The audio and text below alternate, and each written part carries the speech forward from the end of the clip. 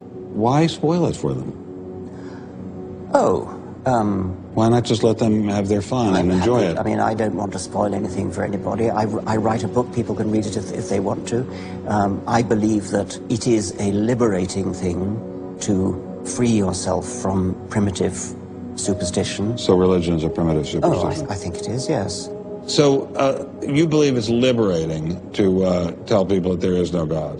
I think a lot of people, when they give up God, feel a great sense of release and freedom. Why do you think that? I mean, what's your dad? What's your scientist? What's your dad? I think, well, I've had a lot of letters saying that, and there are 8 billion people in the world, Dr. Dawkins. How many letters have you had? No, I haven't done that.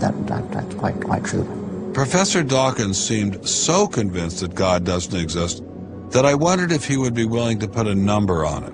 Well, it's hard to put a figure on it, but I mean, I'd put it as something like, 99% against or something. Well, how do you know it's 99%? I don't. Say not 97%. No, I did. You asked me to put a figure on it, and I'm not comfortable putting a figure on it. I think I just think it's very unlikely. What? But you couldn't put a number on it? No, of course not. No. So it could be 49%. Well, it would be. I mean, I think it's unlikely, but it's quite far from 50%.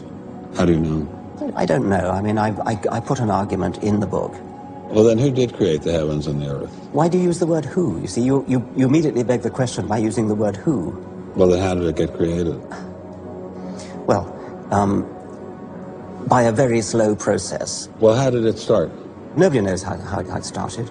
We know the kind of event that it must have been. We know the sort of event that must have happened for the origin of life. And what was that? It was the origin of the first self-replicating molecule. Right. How did that happen? I told you we don't know. So you have no idea how it started? No, nor has anybody. Nor has anyone else. What do you think is the possibility that intelligent design might turn out to be the answer to some issues in genetics or in evolution? It could come about in the following way. It could be that at some earlier time, somewhere in the universe, a civilization evolved by probably some kind of Darwinian means to a very, very high level of technology and designed a form of life that they seeded onto perhaps this planet. Now, that is a possibility and an intriguing possibility. And I suppose it's possible that you might find evidence for that if you look at the details of biochemistry, molecular biology. You might find a signature of some sort of designer. Wait a second.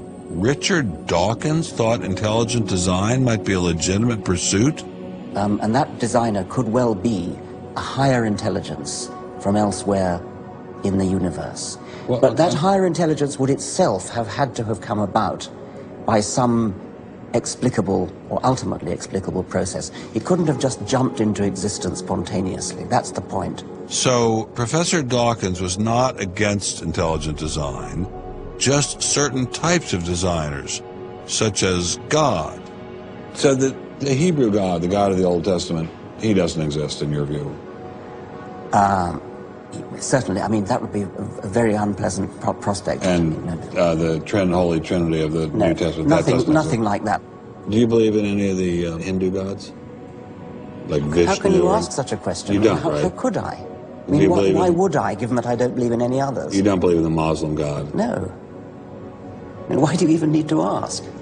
Well, I just wanted to be sure. So you don't believe in any God anywhere?